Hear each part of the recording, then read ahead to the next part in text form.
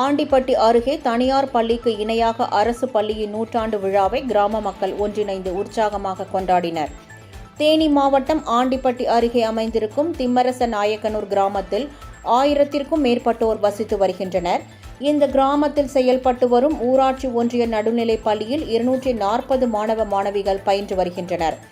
இந்நிலையில் பள்ளி தொடங்கி நூற்றாண்டு நிறைவு பெற்றதை அடுத்து கிராம மக்கள் ஒன்றிணைந்து தனியார் பள்ளிக்கு இணையாக நூற்றாண்டு விழாவை கொண்டாட முடிவு செய்தனர். அதன்படி பள்ளி கட்டிடம் புதுப்பிக்கப்பட்டு மின் விளக்குகளால் அலங்கரிக்கப்பட்டு நூற்றாண்டு விழா வெகு விமர்சையாக நடைபெற்றது.